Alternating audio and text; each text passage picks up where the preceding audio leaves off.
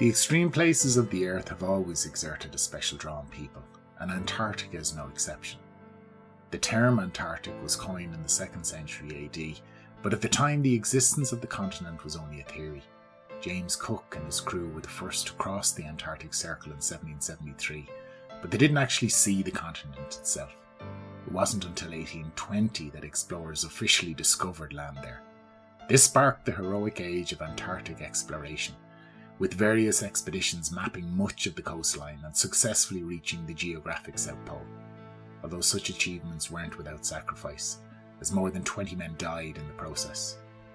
Despite the harsh conditions, the first tourists in the Antarctic region were there as early as the 1920s.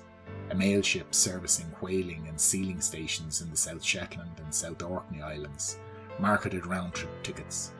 But it wasn't until the 1960s that Antarctic tourism really began, with the first cruise ship to be built specifically to take people to this fantastic, inaccessible continent at the bottom of the world.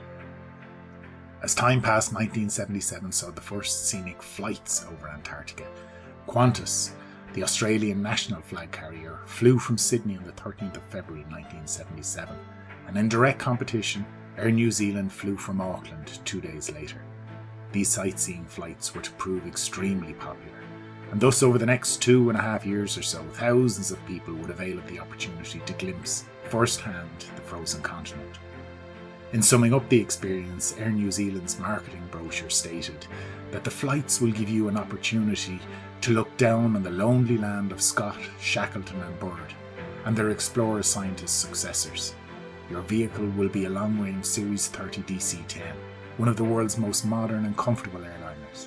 The flights will operate from Auckland to McMurdo Sound, nearly 400 miles beyond Cape Hallett on the northern Antarctic coastline. McMurdo Sound in the Ross Sea is the historic heart of most Antarctic explorations, with the main American base and New Zealand's Scott base being located in the area. After its non-stop Antarctic cruise, the DC-10 will land at Christchurch in the South Island of New Zealand before returning to Auckland. Whilst on board, passengers would enjoy a champagne breakfast and lunch, along with in-flight entertainment, 3 suitably Antarctic films, and live commentary from an experienced Antarctic explorer. Indeed, such was the notoriety of these flights that originally it had been none other than the famed Kiwi explorer Sir Edmund Hillary himself, who had been scheduled to accompany those on the ill-fated Flight 901. As fate would have it though, on the day of the accident, flight November 28, 1979, Hillary had been unable to make good his commitment, and his place was taken by his close friend and climbing companion Peter Mulgrew. In so doing, Mulgrew took his place amongst the 237 passengers and 20 crew that day, who, within a few short hours, would meet their end on the bleak, snow-covered slopes of Antarctica's Mt.Erebus. But the disaster itself would only be the first part of this tragedy. The Erebus tragedy, as it came to be known, was to send shockwaves across the nation. An accusation of pilot error was to be challenged and ultimately disproven, amid what was unapologetically described as an orchestrated litany of lies, a desperate conspiracy willfully constructed in order to suppress the true story surrounding Air New Zealand Flight 901. In honour of those who perished that day, this is that story.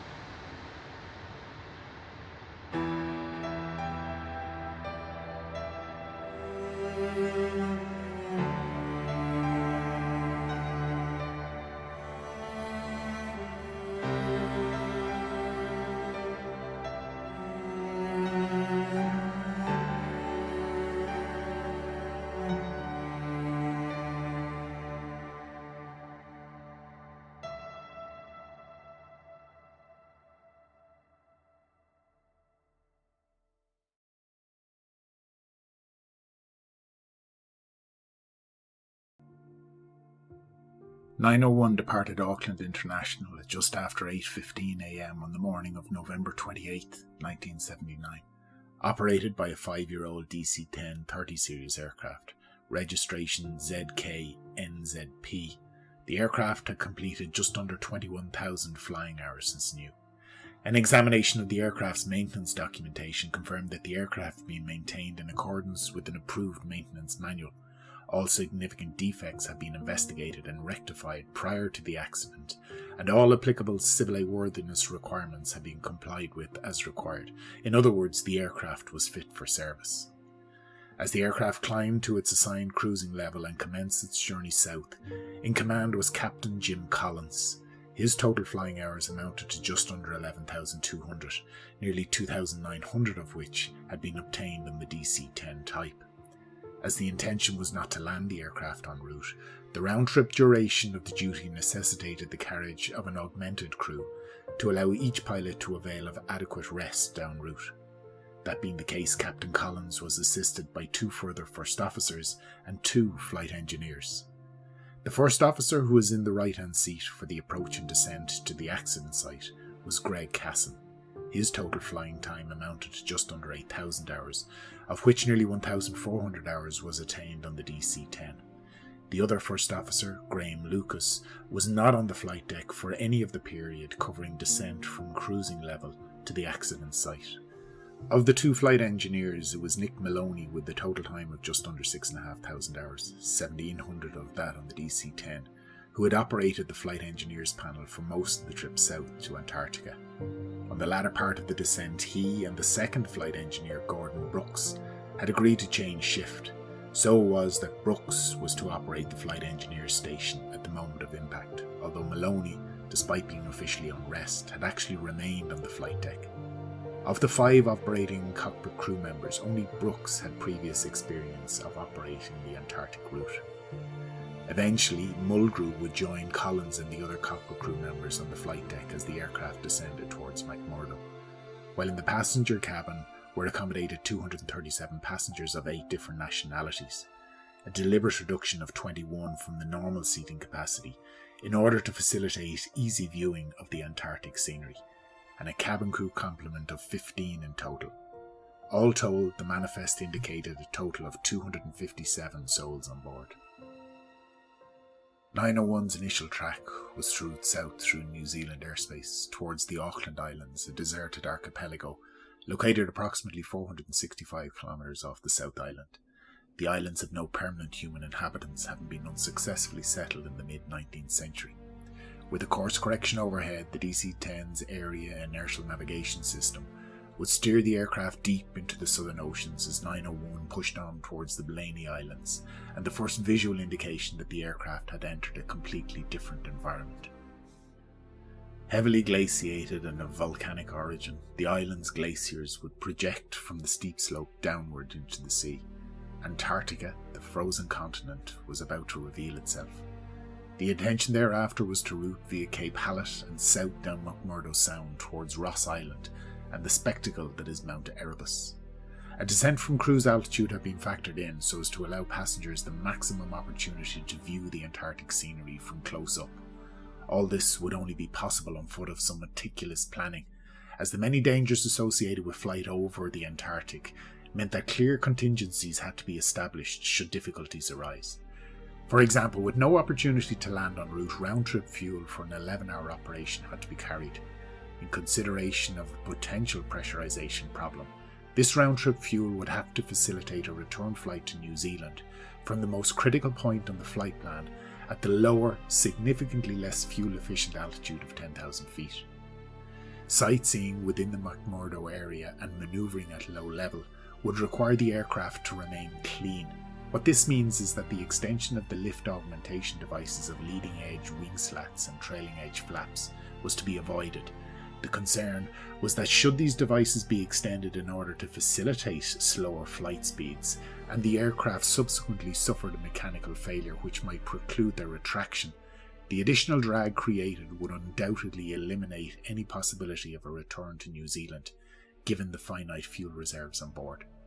Furthermore, given the unique environment into which the aircraft was descending, Additional consideration of operational issues such as terrain clearance, communications, polar navigation, and the phenomenon of whiteout all had to be evaluated and quantified as part of a defined risk analysis.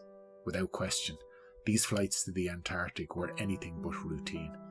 Indeed, at the 10th Antarctic Treaty Conference in Washington, D.C. only weeks before the ill-fated flight, it had been noted that flights such as the Air New Zealand sightseeing trips were, and I quote, operated in a particularly hazardous environment. For many, Erebus would be the highlight of the trip, coming to symbolise the beauty and majesty of this truly amazing place. Rising up to just under 12,500 feet, the mountain is an active volcano, currently the most active in Antarctica, and the southernmost active volcano on the entire planet. At its summit is a persistent lava lake, one of only 5 such long-lasting lava lakes on Earth.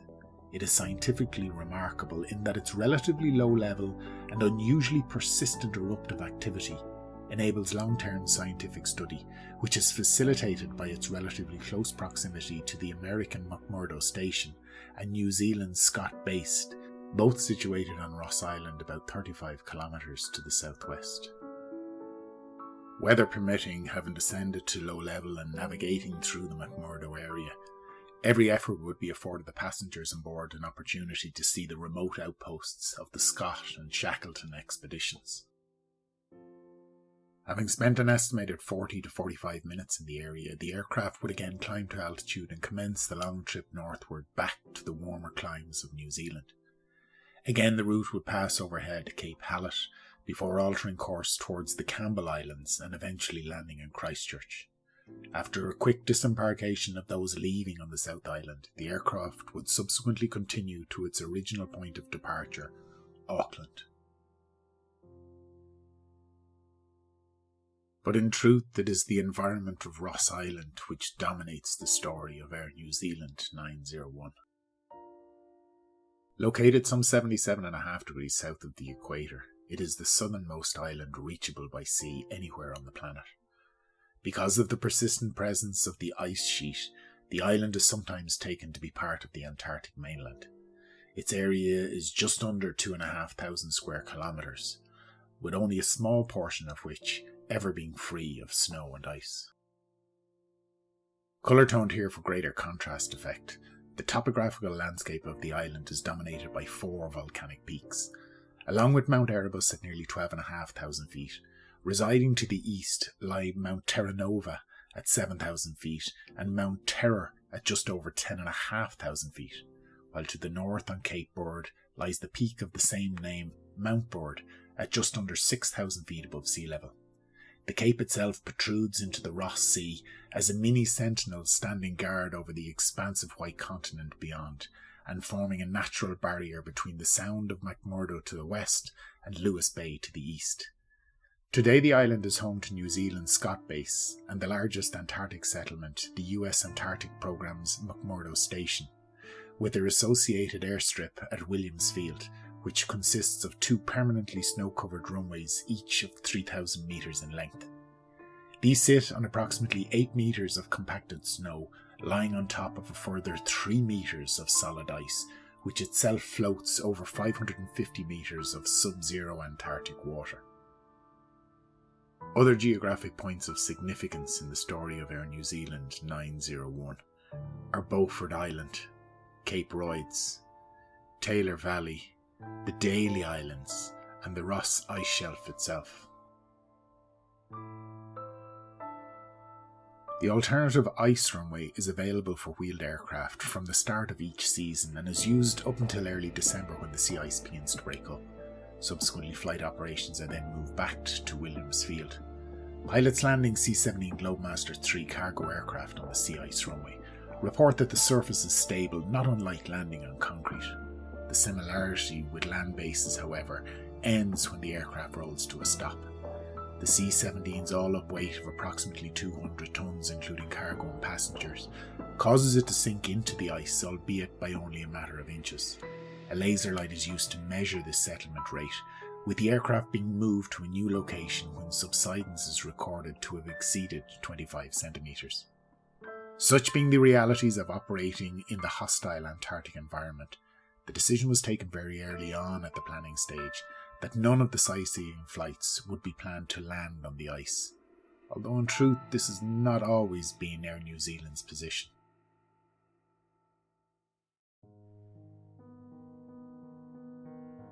In June 1971, the Minister of Transport summarised the situation regarding proposals for Air New Zealand to fly to the Antarctic as follows. Officers of the Civil Aviation Division of the Ministry of Transport and of Air New Zealand have made a complete study of the possibility of operating to Antarctica. A joint team visited the area in November 1969, and on their recommendation it was decided to defer any further action in the meantime. This decision was brought about by a lack of passenger terminal accommodation facilities at McMurdo, ground transportation problems, and operational requirements including fuel reserves. While the operation is technically possible, it would impose such restrictions as to make it of questionable economic viability. The project has not been abandoned, but in view now of Air New Zealand's re-equipment programme, it has, for the present, been deferred. Following the visit to Antarctica of the joint team mentioned in the Minister's statement, the Director of Civil Aviation had stipulated that if certain conditions could be met by Air New Zealand, flights to the Antarctic would be approved. These conditions were stipulated in a letter dated 19th December 1969 and included the requirement that prior to commencing revenue-earning operations, a proving flight would be required of each pilot in command, unless he or she had previous experience of operations of McMurdo Sound. It was also to be Air New Zealand's responsibility to submit for approval a scale of protective clothing to be supplied for passengers and crew, and a revision of the contents of the aircraft's emergency pack for Antarctic weather operations. The remaining conditions applied specifically for operations involving the DC-8 type aircraft, and the approval was generally for DC-8 aircraft with a planned landing at McMurdo. However, no further familiarisation visits were made to Antarctic, either by members of the Civil Aviation Division or Air New Zealand representatives themselves. Following Air New Zealand's re-equipment with DC-1030 aircraft, which superseded the DC-8, a proposal was made in December 1976 by Air New Zealand that they be permitted to conduct flights from Auckland to Christchurch by way of Antarctica. The operation differed from the previous DC-8 proposal in that no landing or descent below 16,000 feet was planned in Antarctica, and accordingly no flaps, slats or undercarriage extension was intended. These were proposed as charter flights, but in the event became non-scheduled domestic air transport flights. To support the request for the initial two flights, Air New Zealand submitted the details under the following headings in a letter dated 24th of December 1976. Flight schedule, all-up weight, proposed route, reserve fuel, the provision for a depressurization emergency, and an overview of the briefing they intended to deliver the respective flight commanders. In his response on the 19th of January 1977, the Director of Civil Aviation granted approval for the two flights subject to Air New Zealand's compliance with detailed instructions on the following. The finalised intended route was to be submitted in writing. Communication procedures to be implemented en route were to be clearly outlined, as were the company's specific procedures for navigation below 70 degrees south. There was an additional stipulation that the dedicated briefing to be provided to the crew members by operational staff at Christchurch Air Traffic Control's deep freeze section was to be completed no later than 3 days prior to departure. It was decreed that an inspector from the Civil Aviation Division would sit in on the briefing and likewise be carried as an observer on the first flight. However, subsequently, in what was seen as a compromise between the two parties, it was agreed that the commanders of both flights alone would be briefed at Christchurch ATC headquarters, and they in turn would later brief the respective crew members. On the 2nd of February 1977, Air New Zealand submitted the required paperwork in response to the Director's requests. With no response to Air New Zealand's submission, events simply continued as planned, with the first of these flights being evaluated by an inspector on behalf of the Civil Aviation Division. His report, dated 15th of February 1977, showed all items on the en route inspection checklist to be satisfactory, and the summary of the flight was nil comments, a very well conducted flight in all respects. In recognition of the flight's popularity, on the 10th of August 1977, Air New Zealand again wrote to the Civil Aviation Division for approval to conduct a further 5 flights overflying Antarctica in the McMurdo area, with an undertaking to operate these additional flights to the same specifications submitted for the initial 2 proving flights, with the following significant exceptions. With 2 flights already under its belt, Air New Zealand was beginning to feel somewhat more confident and comfortable with the proposed operation, and therefore understandably now felt more inclined to push out the boundaries somewhat. Certainly not in any cavalier manner, but after all, these were intended as sightseeing flights, and little of that could be done from 16,000 feet. It was therefore proposed that the next series of flights be given authorization to descend to 6,000 feet above sea level, on condition that this descent be conducted in clear visual meteorological conditions. Or should this not be possible, with the aid of an instrument letdown procedure anchored to the area's non-directional navigation beacon, a short-range rudimentary aid specifically designed for such purposes. The cloud base was to be maintained at no lower than 7,000 feet, ensuring that if the instrument letdown procedure was to be utilised, the aircraft would be guaranteed of descending into clear air. Other stipulations for such descent approval would be a minimum visibility below cloud of 20 kilometres, the serviceability of local radar at McMurdo to enable monitoring of the flight, and general good weather, specifically the absence of snow showers so as to mitigate against the possibility of whiteout. Flight in the McMurdo area below 16,000 feet will be restricted to an area to the south and southwest of the base, in order to keep the flights away from Mt.Erebus and other high terrain on the island. It was Air New Zealand's proposition that 2 captains and a co-pilot would crew each flight. They would receive a comprehensive briefing and complete a simulator detail involving a letdown and climb-out procedure, particular emphasis being placed on the use of grid navigation procedures, a specific navigation technique necessary with operations in extreme latitude when approaching the respective magnetic poles. This proposal of August 10, 1977 was acknowledged by the Civil Aviation Division, and approval was granted not only for these 5 proposed flights, but also any further flights of a similar nature should they be required. They also approved the proposed descent to 6,000 feet in visual conditions, or by the approved instrument letdown procedure.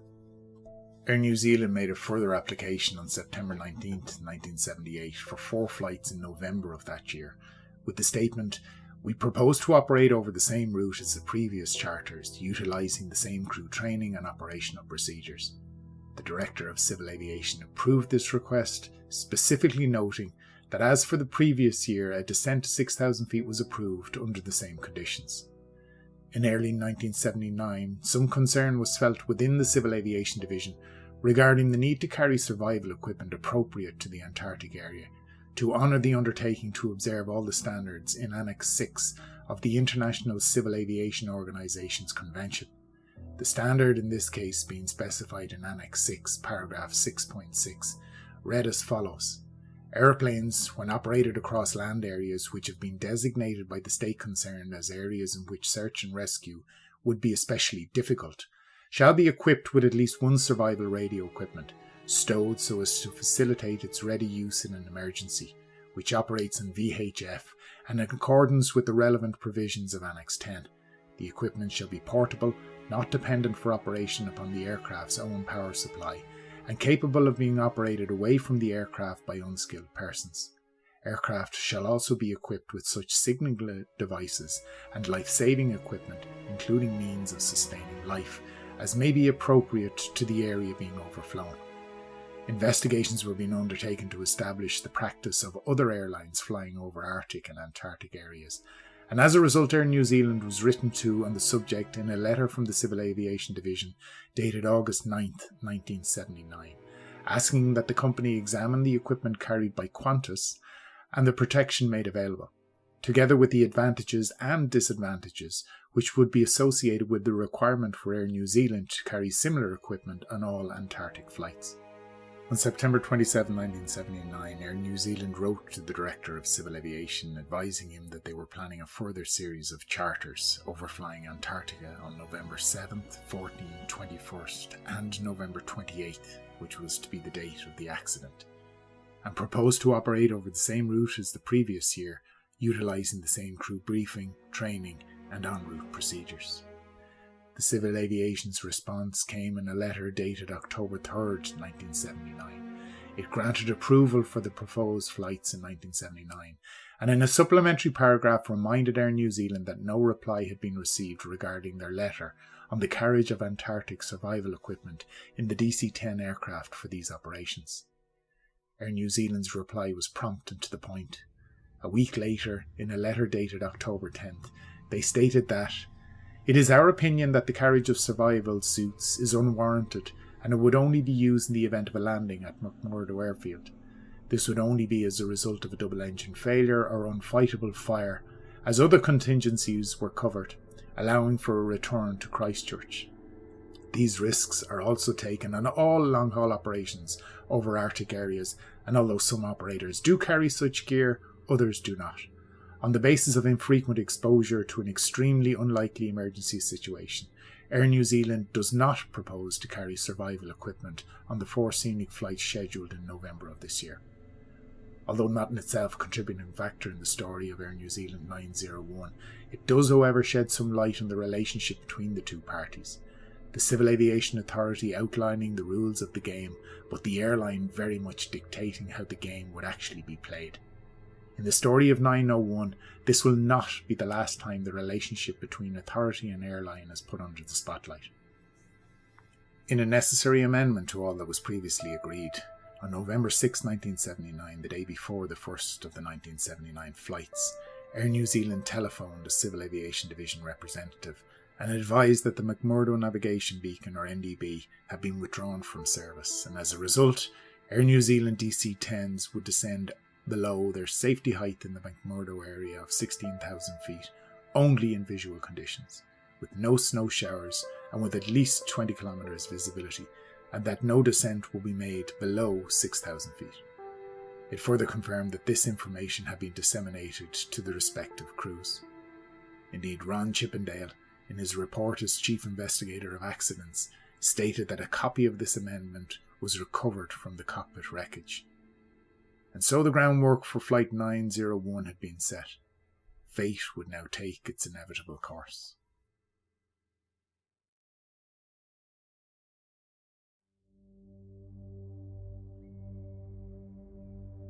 As the aircraft descends towards McMurdo, the following will provide an insight into events inside the cockpit of Air New Zealand 901. From the outset, let's be clear that the quality of recording for anyone other than the two operating pilots is poor. The cockpit area microphone, located in the roof and slightly aft of the captain and first officer, records general ambient noise, which in many circumstances is open to interpretation. As a result, in many instances, interpretation of the following comments will prove to be extremely controversial, an open and insurmountable rift between the perspectives of the Pilots Association and the pilots' families, and those of Air New Zealand and the competent aviation authority. Events will begin with the aircraft in the cruise. Unbeknownst to all present on the flight deck, impact with the slopes of Erebus is just under 32 minutes away. The presentation will depict the DC-10's cockpit in the upper left-hand corner of the screen. Each of the main characters, Collins, Cassin, Maloney, Brooks and occasionally Mulgrew, when speaking will be depicted in their respective operating seat. 901's geographic relationship to Ross Island is depicted mid-screen and to the right, with a real-time depiction of the aircraft's altitude displayed when appropriate in the lower right-hand corner. In order to complete the local orientation, the location of McMurdo ATC facility is shown in the lower left corner of the screen. And so our insight into the final 30 minutes of Flight 901 will commence at time 0017 Zulu, where Flight Engineer Maloney will query Captain Collins as to whether or not he will require landing data for McMurdo. Having not planned to land and with no approval to do so, Collins will reply in the negative. Maloney will remind both Collins and Cassin that resetting of the altimeter subscale will be necessary as they descend through 18,000 feet. While at cruise level, as with all flights, 901 has been flying at altitudes referenced to the standard pressure datum of 1013 hectopascals, or 29.92 inches of mercury. This is done essentially to relieve crews of the necessity to constantly readjust their altimeter to multiple localized sea level pressure datums as they fly from one area to another. Furthermore, where all aircraft are flying with reference to the same pressure datum, the process of traffic separation and collision avoidance is simplified. However, terrain and runway elevations are published relative to local sea level. Hence the prompt to reset the altimeter subscale to ensure that as the descent continues, what is depicted on the cockpit altimeters is comparable with terrain elevations as shown on local navigation charts. Collins, conscious of the fact that descent below 16,000 feet can only be conducted in visual conditions, will decide to start descent a little earlier than absolutely necessary in order to ensure the best chance of finding a suitably clear area. In response, Cassin, as the pilot monitoring or the non-flying pilot for the leg, will attempt to contact McMurdo on VHF radio in order to obtain the necessary clearance. McMurdo, New Zealand 901. It's important to remember that VHF radios operate on a line of sight principle. Hence the dialogue surrounding Cassin's failure to get a response is a suspicion on someone's part that at 140 miles, even at cruise altitude, the very curvature of the Earth in itself may be hampering communication. When a response does come from McMurdo, it will come from the weather forecaster on site and will be relayed via HF radio. Unlike VHF, HF propagation does not suffer from the same line of sight restrictions, as the radio waves are bounced off the Earth's atmosphere. This addresses any potential range issues, but often at the expense of reception quality, with HF transmissions being notoriously prone to atmospheric interference, which can sometimes make communication challenging, to say the least. Cassin will acknowledge their call. The forecaster will pass to 901 the latest weather conditions in the general area and offer to provide assistance in helping to find a suitable area for good sightseeing. Yes sir, if you've copied our latest weather, we have a low overcast in the area 2,000 feet and right now having some snow. But our visibility is still about 40 miles, and if you like I can give you an update on where the clear areas are around the local area. Collins, on hearing the update, while not concerned, will make reference to the fact that conditions have disimproved somewhat from the previous forecast. Throughout you will notice reference to non-relevant background chat, as a sightseeing flight Air New Zealand policy was to control visits to the cockpit, but certainly not to discourage them. As such, this reference often relates to passenger interaction at the rear of the cockpit, too distant from the cockpit microphone to be distinct on the cockpit voice recorder tapes.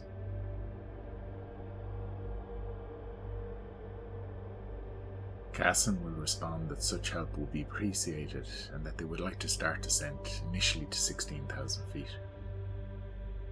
The reply, which will come 12 seconds later, will authorise 901 to descend and maintain not 16 but 18,000 feet. The stipulated point in the descent, where the altimeter subscale setting, will be reset to the local QNH or sea level pressure at McMurdo. At 0018 and 47 seconds, Cassin will acknowledge the clearance. Almost immediately the forecaster will come back with information as to where might be best for 901's sightseeing. 901, this is the forecaster again. It looks like the clear areas around McMurdo are approximately 75 to 100 miles to the northwest of us. Right over McMurdo we have a pretty extensive low overcast. The area to which the forecaster is referring to are known as the dry valleys within Victoria Land. The report will be acknowledged and assessed by the crew. On foot of this, the CVO will pick up an unidentifiable conversation with individuals unknown attempting to mentally orientate the report with their knowledge of the local topography. Collins will exclaim, "Doesn't look very promising, does it?" And Cassin and Maloney will agree. At 0019 47 seconds, just under 30 minutes prior to the accident, McMurdo will contact 901 with a proposition. Roger. Within a range of 40 miles of McMurdo, we have a radar that will, if you desire, we can let you down to 1500 feet on radar vectors. Over. In the subsequent report and hearings, much will be made of Collins' decisions in particular with regard management of the aircraft's descent profile. On paper at least, Air New Zealand will still have a stipulation of no descent below 6,000 feet, regardless of the meteorological conditions, although this fact had never been communicated to ATC at McMurdo.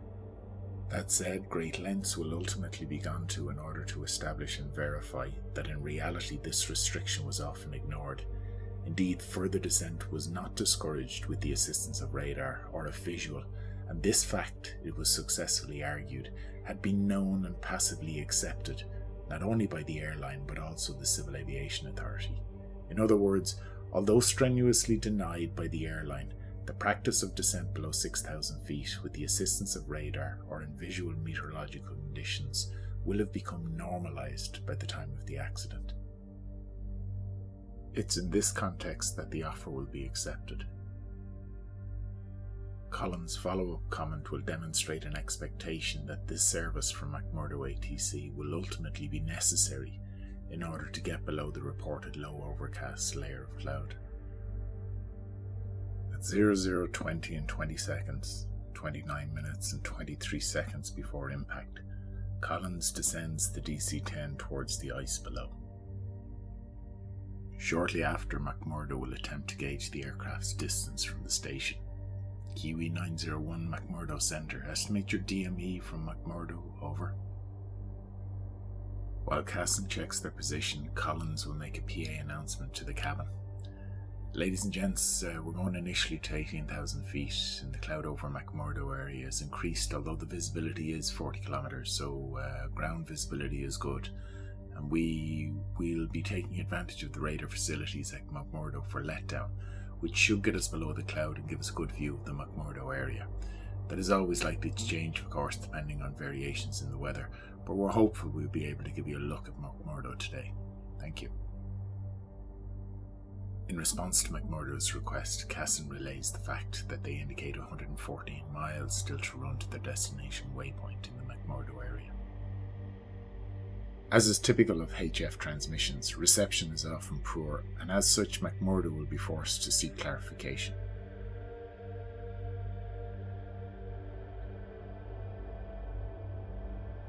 McMurdo, presumably as a result of interference on HF, will attempt to have 901 contact them again on VHF.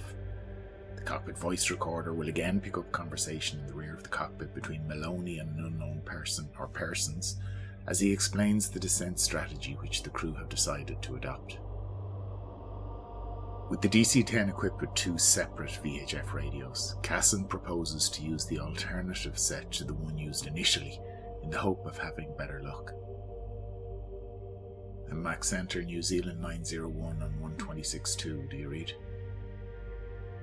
Over the next 2 minutes and 12 seconds, numerous unsuccessful attempts will be made by Cassin to contact McMurdo using VHF-2. Mindful of the fact that a significant condition of operation will be that the aircraft remain in the clean configuration while conducting its flight over the Antarctic, Collins and Maloney will discuss the aircraft's anticipated weight so that the lowest possible speed in this configuration may be calculated.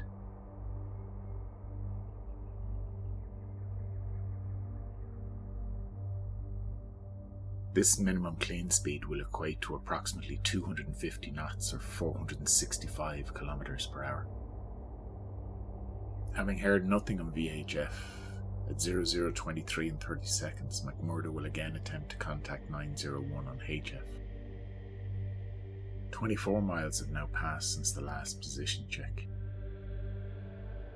The original call will go unnoticed by Collins and Cassin, with Maloney drawing it to their attention. Cassin will respond to McMurdo on HF frequency 8997, informing them of his inability to make contact on VHF. McMurdo will query whether 901 is a good lock on the TACAN, which will be located at Williams Field. A TACAN is a short-range UHF or ultra-high frequency line-of-sight air navigation system employed by the military that provides continuous, accurate slant-range distance and bearing information. If 901 is able to tune into this nav aid, it will be able to verify the positional information being computed by the DC-10's onboard inertial navigation equipment. The weakness with the system, however, as with VHF communication, is that it depends on a clear line of sight between transmitter and receiver. For the same inexplicable reason, 901 will be unable to acquire the TACAN signal, although in retrospect there is a common denominator between the two. However, none of the crew will make the connection.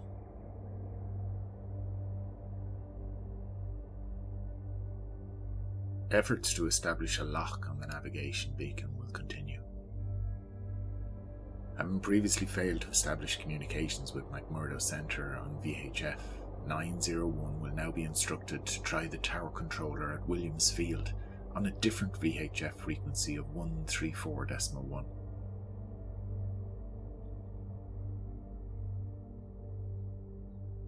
Again, reception over HF will be an issue and further clarification will be required. At 0024 and 44 seconds, the altitude alert will sound, indicating the aircraft's arrival at 18,000 feet. While Cassin confirms the VHF frequency, somebody, most probably Collins as the pilot flying, will verbalise the change in autopilot modes, nav track, alt capture, meaning that laterally the aircraft's autopilot will be guided by the route programmed into the onboard navigation computer, while vertically the current altitude will be captured and maintained. Attempts will continue to establish two-way communication with McMurdo Tower on VHF, without success.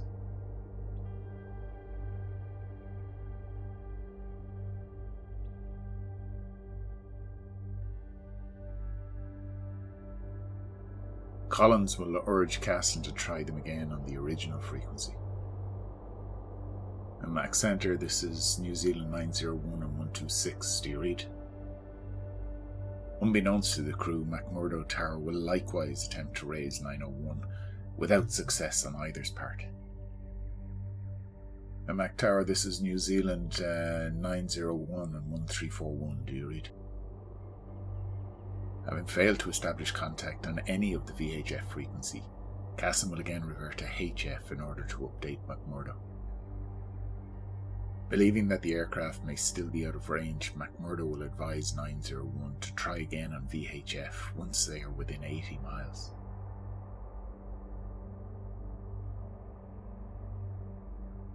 As a possible indication of growing impatience on his part, Collins himself will attempt to establish two-way communication.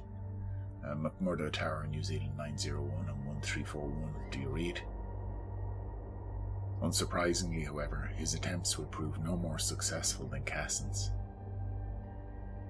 McMurdo will query 901 as to whether or not they have the facility to communicate on UHF or ultra-high frequency, more commonly used by the military. Collins verbalises what all the crew already know. Cassin will respond in the negative, as UHF equipment is not typically fitted to civil commercial aircraft. And so the attempts and re-attempts to establish two-way VHF communication will continue, without success.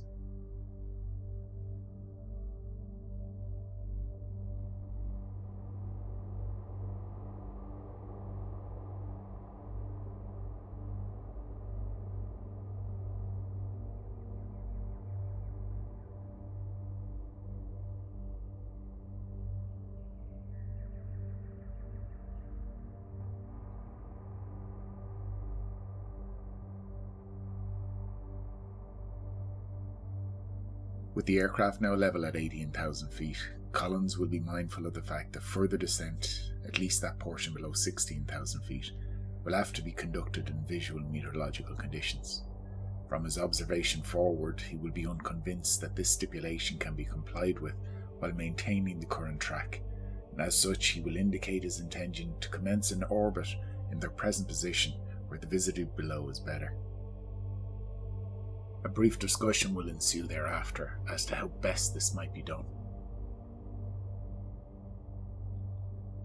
Convinced that the orbit will be the best option available, Collins will instruct Cassin to communicate this fact to ATC and request that he obtain the necessary clearance.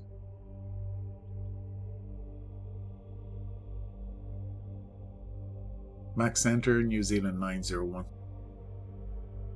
New Zealand 901 Centre, go ahead. Cassin will advise McMurdo of their continued difficulty in attempting two-way communication via VHF and will make their request for further descent. We'd like further descent, or we could orbit in our current position, which is approximately 43 miles north, descending VMC. In response, McMurdo will grant permission for the descent as requested.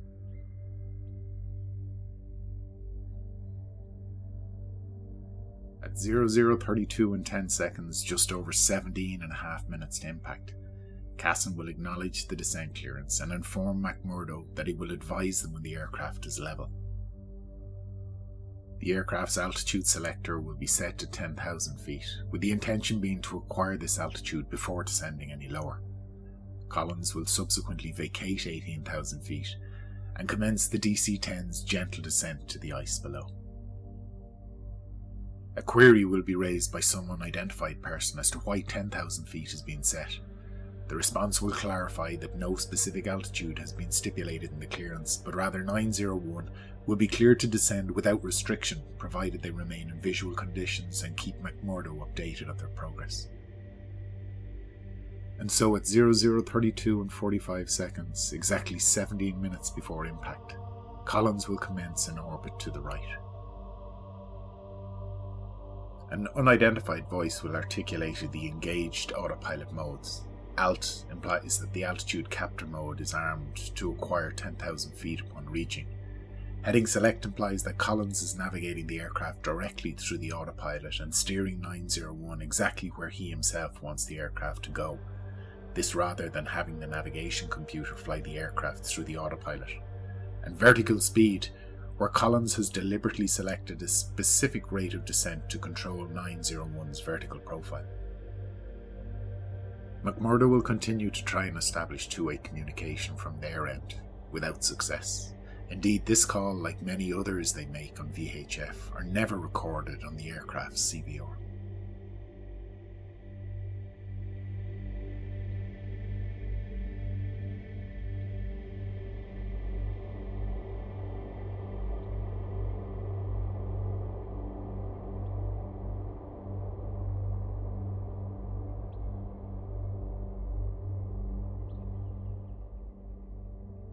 Maloney will explain to one of the Japanese tourists on board exactly what's going on, that the aircraft has started its descent and that visibility will improve soon once they've gotten below cloud.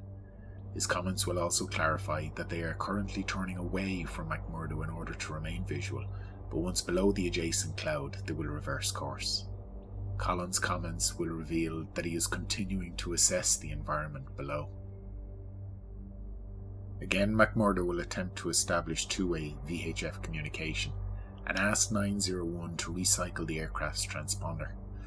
The transponder unit will accept a 4-digit unique code specifically assigned to the flight, so that when interrogated by the ground-based radar, this unique code will positively identify the return as being that of Air New Zealand Flight 901.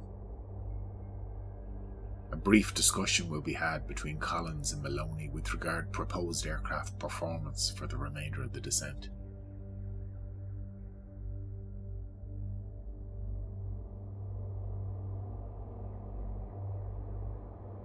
At 0034 and 21 seconds, with 901 established in the orbit, Collins will take the opportunity to update the passengers on board. Captain again, ladies and gentlemen. We're carrying out an orbit circling in our present position and will be descending to an altitude below cloud so that we can proceed to McMurdo Sound. Thank you.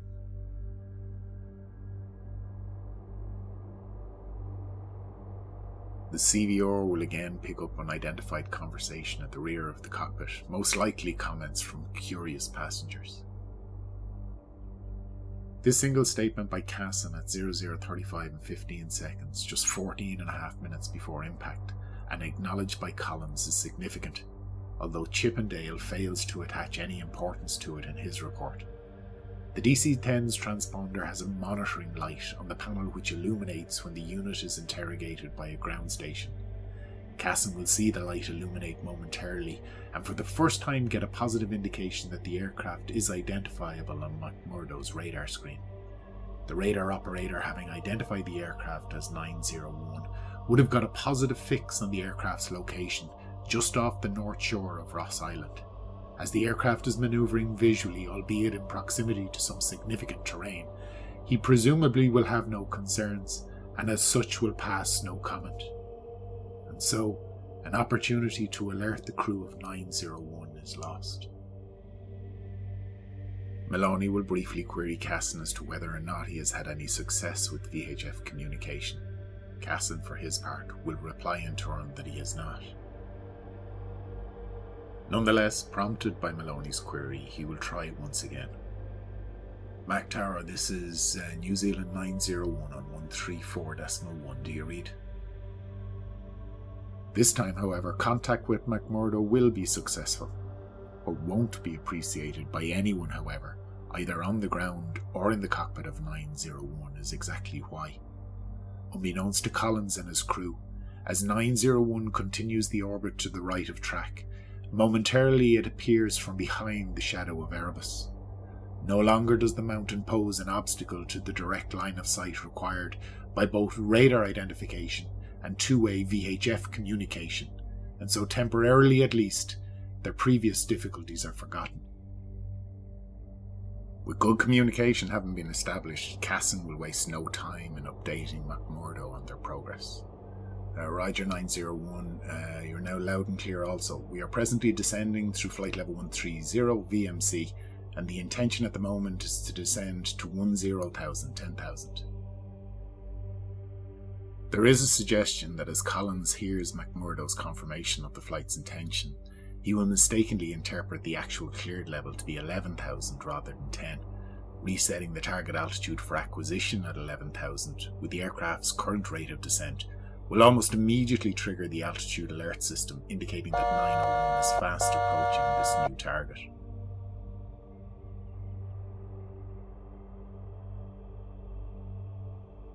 Once off the radio, Collins will clear up his misunderstanding with Cassin, who will confirm that indeed the flight is cleared to descend all the way to 10,000.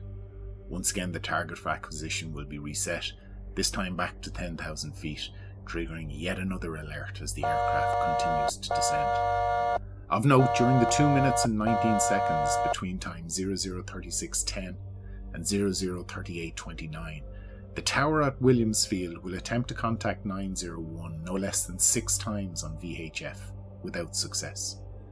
As the orbit continues, 901 will once again slip behind the mountain, and yet again Erebus will sever all contact between 901 and those at McMurdo.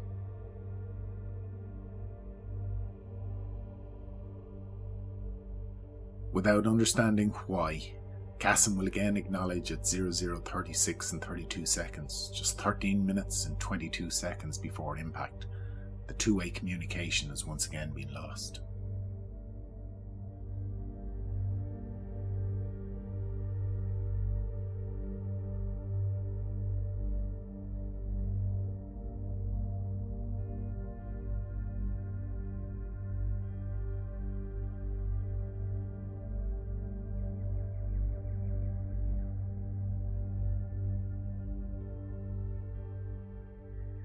Maloney, from his position at the flight engineer's station, will confirm the revised altitude for acquisition, that being 10,000 feet. Cassin will continue with his attempts to re-establish two-way VHF communication. Meanwhile, the aircraft will again indicate its closure with the target altitude set of 10,000 feet.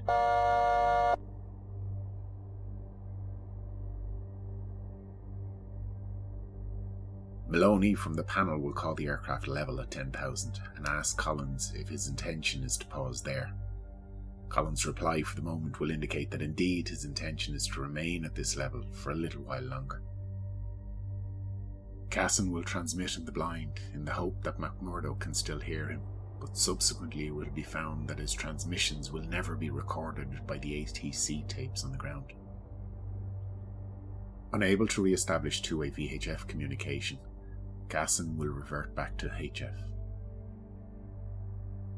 At 0037 and 54 seconds, still maintaining 10,000 feet, Collins will directly address visitors in the cockpit, highlighting the fact that communications are proving somewhat problematic. Cassin will continue with his attempts to raise McMurdo and VHF. Again, these radio calls will never be recorded on ATC's ground tapes. At 00:38 and 23 seconds, just under 11.5 minutes to impact. With the right-hand orbit complete, Collins will identify the need to complete a second orbit in order to keep the aircraft clear of cloud, and subsequently will roll the aircraft to the left.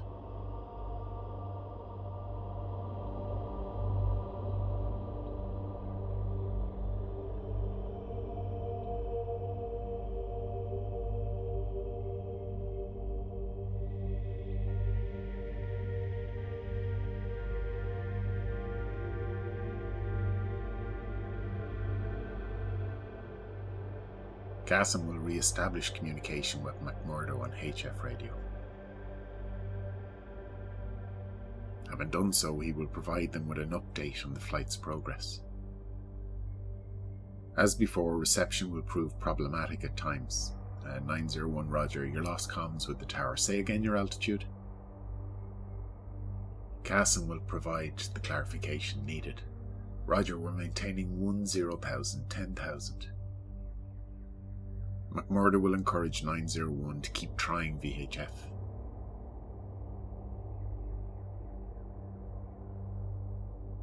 The attempts will continue, but again the subsequent investigation will record nothing on McMurdo's tapes.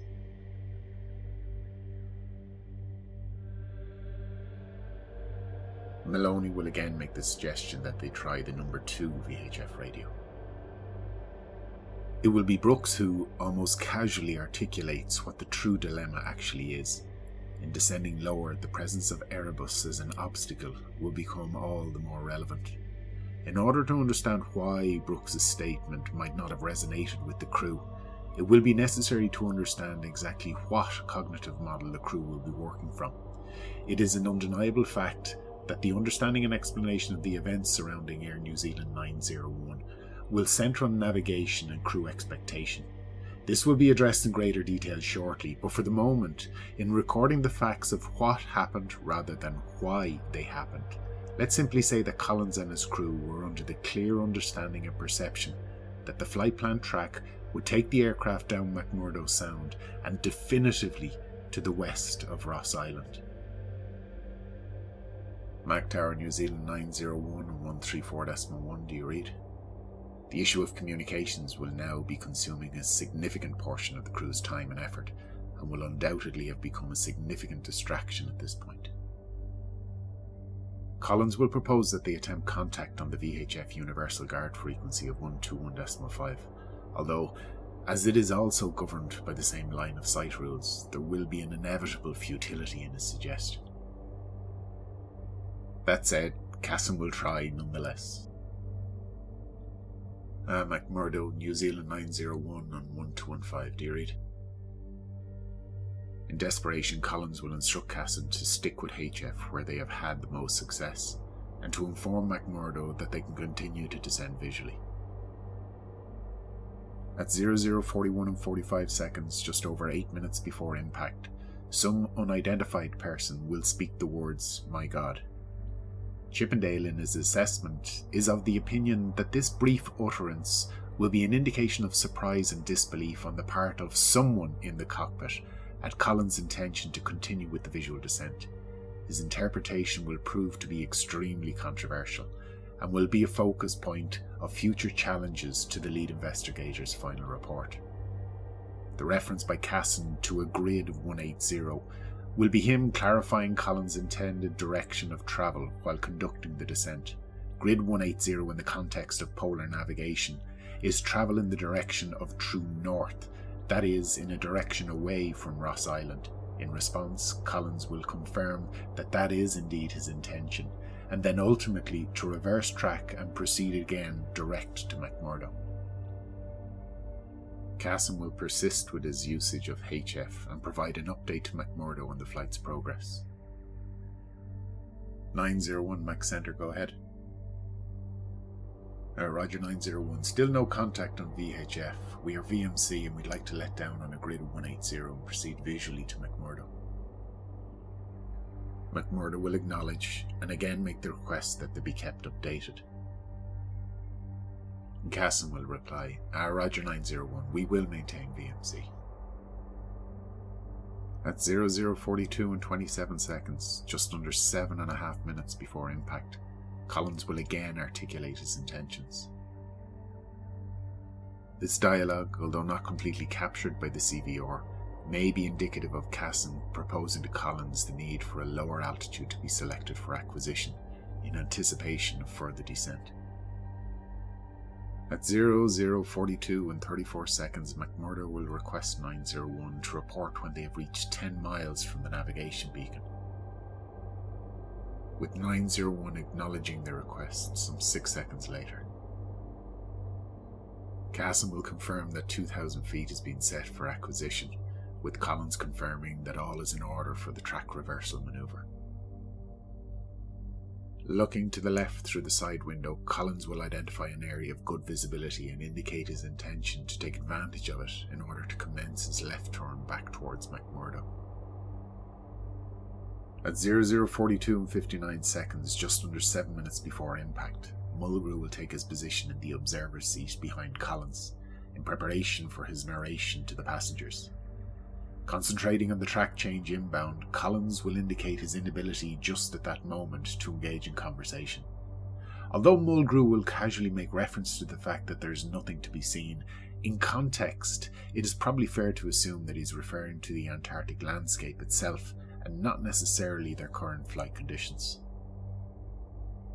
Although the context of Collins' comments here won't be very clear, in light of the fact that Mulgrew has just joined the crew on the flight deck, it is possible that he will be simply updating him on their current communication difficulties.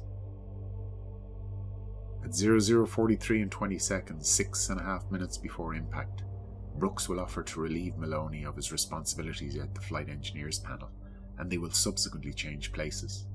Although despite technically being on rest now, Maloney will choose to remain on the flight deck, presumably to get a better view of the Antarctic landscape.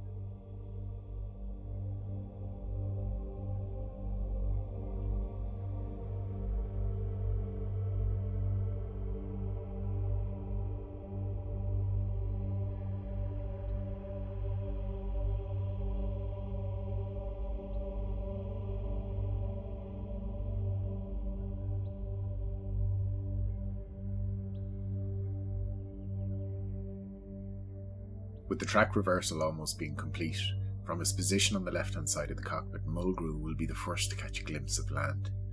This will be followed by a general discussion by persons unknown as to the general overall topographical layout of the local terrain. At 00:43 and 35 seconds, just 6 minutes and 15 seconds before impact, Collins will again arm the nav mode, having completed the turn inbound. What this will do is to hand Autopilot Navigation Authority back to the onboard navigation computer for it to guide the aircraft the remainder of the way per the preloaded flight plan. In later submissions, the fact that Collins will relinquish navigation control back to the onboard computer with a 12,500 foot volcano directly ahead will be of significant importance. Viewed in the context of navigation anomalies which are yet to be disclosed, suffice to say again for the moment that many will subsequently believe that he would not have done so had Collins not been fully convinced that 901 was some distance further west, over McMurdo Sound, where the issue of terrain simply didn't arise. Per standard operating procedures, Collins will call out the automation changes as the nav lateral mode re-engages. Alt, nav capture, IAS hold, meaning that in addition, with regard to the vertical profile, the automated modes are primed to capture the new altitude target, with pitch control being used to manage the aircraft's indicated airspeed. Cassin will once again suggest trying on the previously assigned VHF frequencies of 126.2. Collins, aware of the distraction that all the failed radio communications will be causing, will state as much to Cassin. Keeps you busy on comms, doesn't it? To which Cassin will reply, well, you know, it's a bit of a nuisance. The CVO will pick up some unidentified conversation from the rear of the cockpit, with general inquiries as to the aircraft's current position, At the same time, McMurdo will be heard providing traffic information in relation to 901 to a US military C-130 transport plane in the area. Gentle 17, Max Center. Be advised DC-10 VMC en route to McMurdo from the north. Max Center out. On HF, McMurdo will ask 901 for a PIREP, or a pilot report on the observed flight conditions. Collins will frame an appropriate response, while Cassin will transmit. Roger, New Zealand 901, 50 miles north the base was 10,000, 10,000. McMurdo in return will acknowledge. Cassin will take the opportunity to update McMurdo on their progress. Affirmative, we're now at 6,000 descending to 2,000 and we're VMC, meaning the aircraft will be still operating under visual conditions.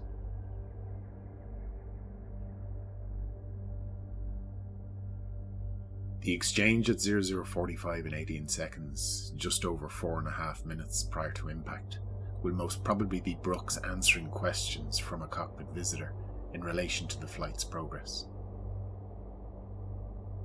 During a less busy moment, Collins will update Mulgrew that previously they had been given information that the Wright Valley, an area out to the west of the Sound, were completely clear of cloud. That being the case, Collins will indicate that he will most likely require Mulgrew to provide guidance to that location to facilitate sightseeing. Mulgrew will indicate that such a request shouldn't pose any great difficulty. With Mulgrew's query as to when Collins wants to deviate towards the western valleys, Collins will reply that he will be prepared to stay put on the current track for the moment. Again, under later examination, this exchange will likewise prove extremely controversial. If Collins is maintaining the flight plan track, knowing that the aircraft will soon be more than 10,000 feet below the top of an active volcano directly in his path, this could only be described as gross negligence. Indeed, not only on his part, but also on the parts of Cassin, Brooks and Maloney, who in the absence of any challenge will ultimately endorse such a reckless act. Alternatively, in the belief that the aircraft will be over the flat sea ice of McMurdo Sound, Collins' action could be viewed as responsible, cautious and prudent, insofar as he would believe that descent here prior to altering course would be an altogether safer proposition. The rationale of the two opposing viewpoints will again draw into sharp focus the issues of navigation and crew bias. At 00:46 and 2 seconds, just under 4 minutes to impact, Mulgrew will take the opportunity to update the passengers over the public address system. The crew's previous oversight of not resetting the altimeter subscale to local sea level pressure on transition to 18,000 feet will now be called out. It is not unreasonable to think that the oversight will be attributed to the significant ongoing distraction of trying to establish two-way VHF communication with McMurdo. Both Collins and Cassin will confirm and set the correct subscale setting. Mulgrew, for his part, will continue to engage with the passengers. Cassin will call 1,000 to go as the aircraft approaches its final level off at 2,000 feet. Again, the crew calls out the engaged automated modes as the aircraft levels off.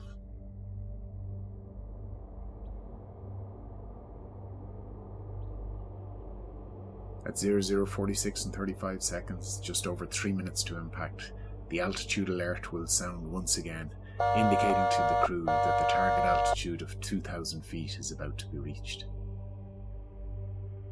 In an attempt to maintain his own level of situational awareness, Brooks will ask the question, "Where's Erebus in relation to us at the moment?" The response from some unidentified person again only confirms the fact that it's certainly not only Collins who believes that their current track is taking them down the middle of McMurdo Sound. For if that were to be the case, Erebus would indeed be left by about 20 to 25 miles. However, 901 is not where the crew believe it to be. The fact that there will be some doubt expressed at 00:46 and 43 seconds suggests to Chippendale that Collins will be unsure of his position. However, the truth is these comments cannot be conclusively attributed to any identifiable person.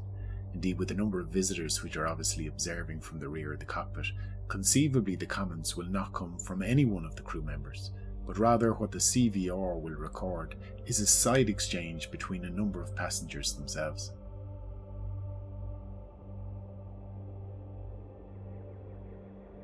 Brooks will elaborate on why he has asked the question, which to be honest is completely understandable given the fact that Ross Island is home to many volcanic peaks, not just Erebus, demonstrating what is considered to be good airmanship. Perhaps because of Mulgrew's unfamiliarity with the DC-10's navigation presentation, it's actually he who will voice the greatest uncertainty as to the exact relative positioning of Erebus. At 0047 and 2 seconds, 2 minutes and 48 seconds before impact, Mulgrew will announce that he can see the edge. Exactly what edge he is actually referring to, though, will remain ambiguous. The dialogue at 004706 may infer a question as to whether 2000 is as low as the aircraft will go. Collins will again make reference to housekeeping issues with regard to automation mode selection.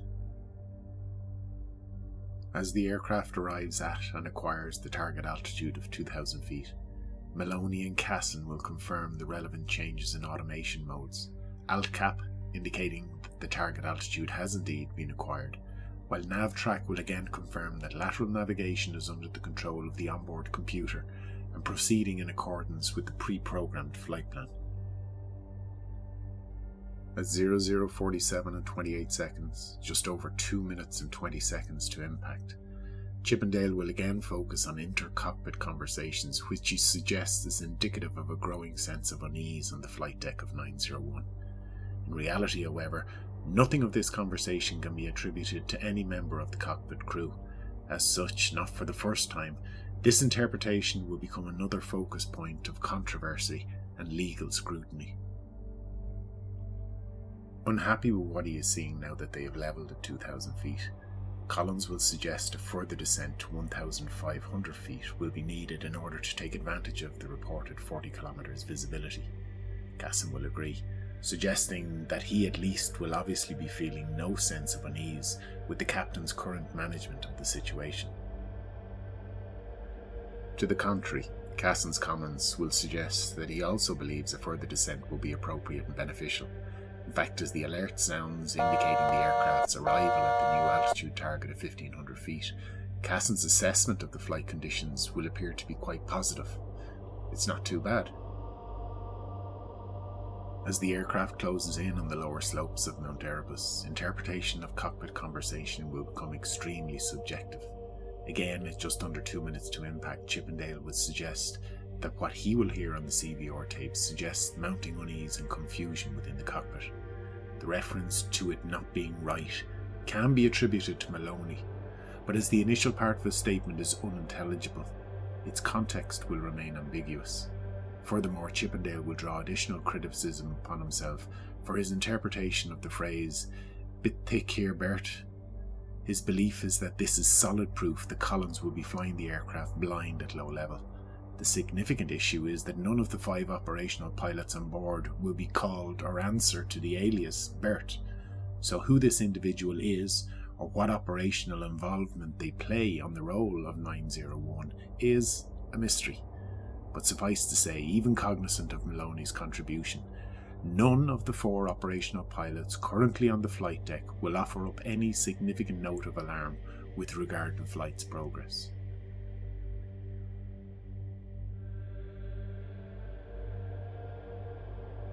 Again, the phrase, "you're really a long while on instruments this time, are you?" will be, in Chippendale's opinion, proof yet again of the prevailing flight conditions.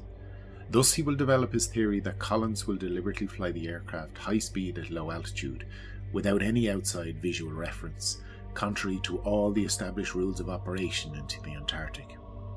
But yet again, this opinion will be subsequently challenged when a number of renowned experts in the field offer a completely opposing view of his interpretation, or rather the unintelligible nature of the phrase, which they testify will make any meaningful interpretation impossible.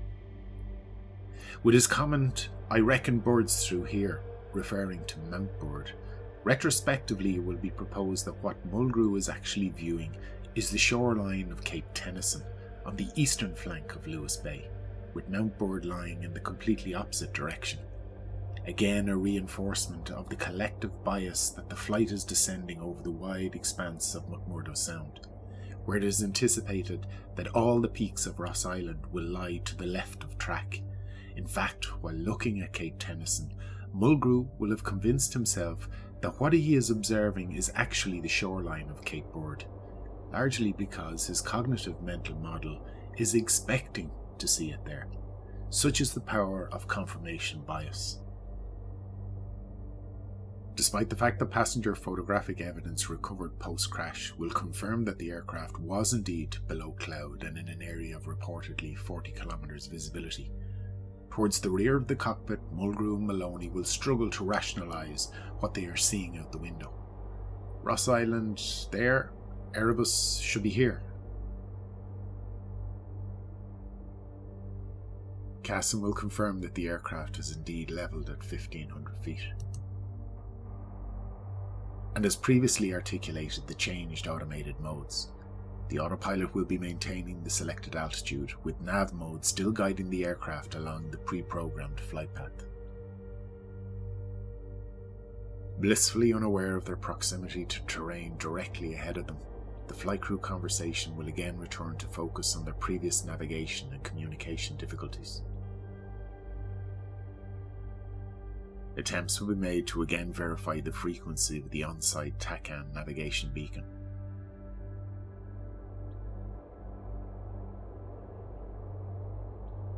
Despite the fact that they can undoubtedly see something of the environment from the cockpit, Collins will eventually be unconvinced that he is seeing enough. For those who will subsequently hear the actual recordings, they will be struck by the level of calm in the cockpit when Collins finally articulates, "Actually, those conditions don't look very good at all, do they?" To which Mulgrew will agree. Mulgrew, perhaps unfamiliar with the DC-10's cockpit layout, queries whether they've actually levelled at 1500 feet.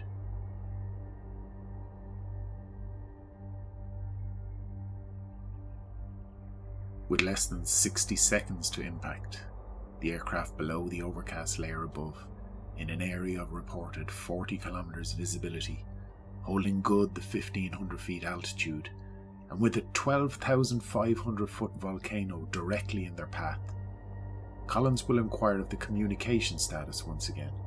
His calm and total oblivion to the threat immediately ahead will be echoed by every other person on the flight deck.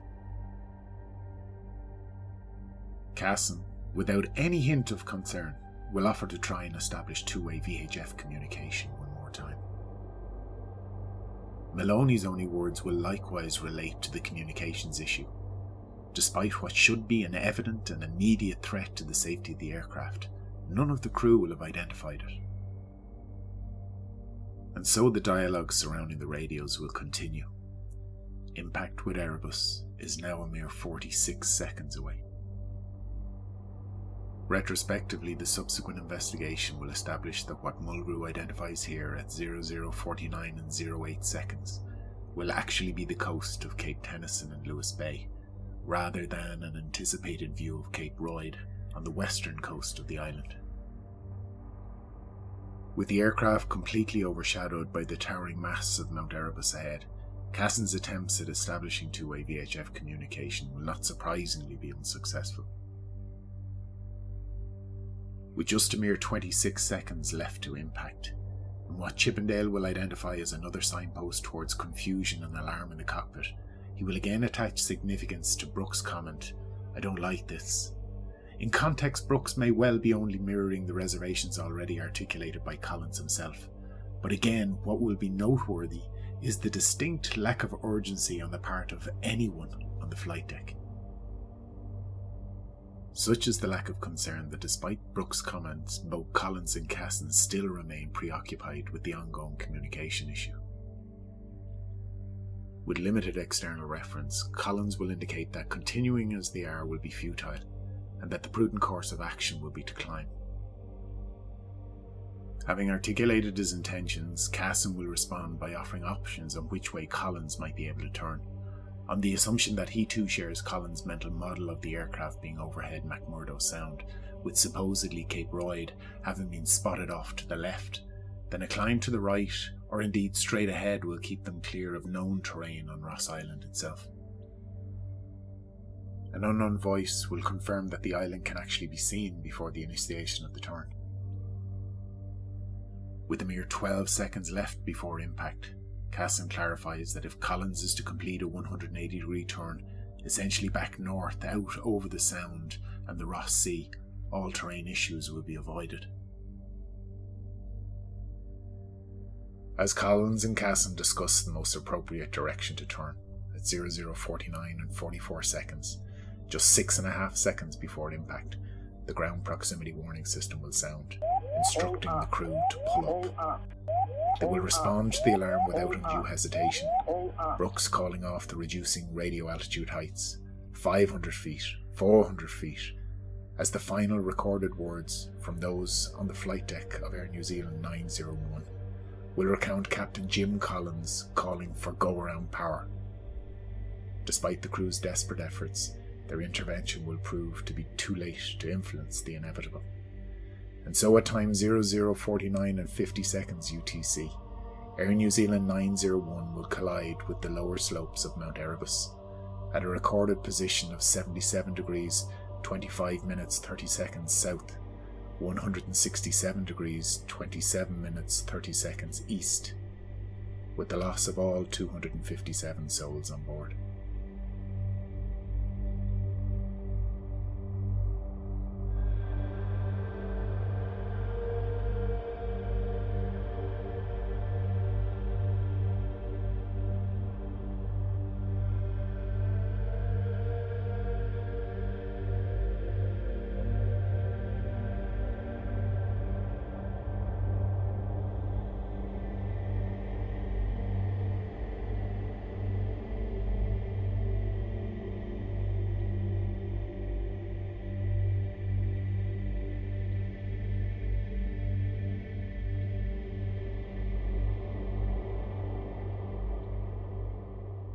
The pressing question now was why?